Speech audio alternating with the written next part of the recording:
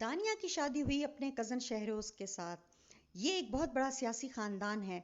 उसकी माँ के मरने के बाद वो अपने नाना नानी के पास रही थी, लेकिन अब उसका बाप उसको लेकर आया है कि तुम मेरे भतीजे से शादी कर लो और मेरे इस तरह मेरे करीब रहोगी। अपने नाना के कहने पर और अपने बाप के कहने पर वो अपने कज़न शहरोज़ से शादी कर लेती है। लेकिन वो अपने शहरोज़ को कज़न को कहती है कि मेरे नज़दीक ये दौलत और पैसा ज़्यादा अहमियत नहीं रखता। मेरे नज़दीक तो मोहब्बत अहमियत रखती है और इज़्ज़त अहमियत रखती है।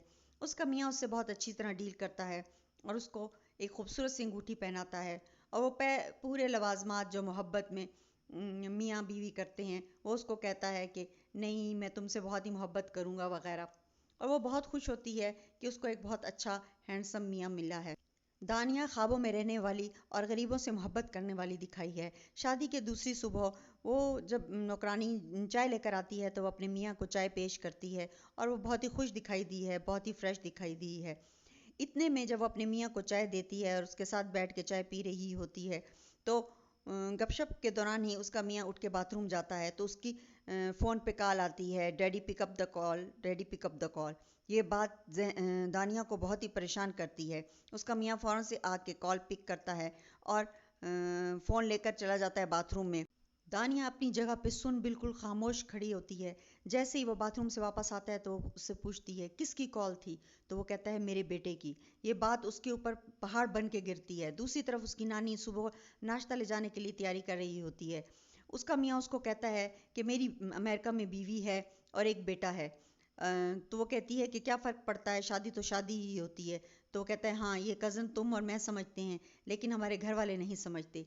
लेकिन दानिया जो है परेशानी के आलम में उसी पोजीशन में जब घर के बाहर भागना चाहती है तो उसकी सास उसको रोक लेती है और उसकी सास कहती है कि कमरे में जाओ फ़ौरन से और तैयार होके आओ, क्या सर झाड़ मूंड फाड़ तुम फिर रही हो। उसका नाना जो है वो नाश्ता लेकर आता है लेकिन उसको उससे मिलने नहीं दिया जाता, वो बाहर ही रोक दिया जाता है उसको और वो बाहर उसका इंतज़ार कर रहा होता है। उसकी सास उसको आके कहती है कि तुम किस लिए रो रही हो, हमने क्या तुमको हंटर से मारा है, तुम्हारा मियाँ इतना हैंडसम है, हमने तुम्हें दौलत दी है, लोग रश्क करते हैं, तुम अपनी थी तो लाए हो, क्या फ़र्क पड़ता है अगर वो शादीशुदा है तो। तुम तो ऐसे रो रही हो जैसे तुम्हें सारी रात मारता रहा हो। मेरा इतना पढ़ा लिखा खूबसूरत हैंडसम बेटा है। खबरदार जो तुम अगर रोई और तुमने कोई बात अपनी नाना नानी से बताई। उसकी नानी फ़ोन करके कहती है कि दूसरे दिन शादी की लड़कियां अपने घर आती हैं। उसकी सास कहती है अब यही उसका घर मेका भी है और यही उसका ससुराल भी, वो यहाँ से कहीं नहीं जाएगी। दूसरी तरफ उसको दिखाते हैं कि उसका ससुर भी बहुत ज़्यादा बीमार है। उसकी नानी नाना से बहुत ज़्यादा लड़ती है और कहती है कि आपकी वजह से मेरी बेटी वहाँ पर फंसी है, आपकी वजह से मेरी पहली बेटी अपनी जान से गई।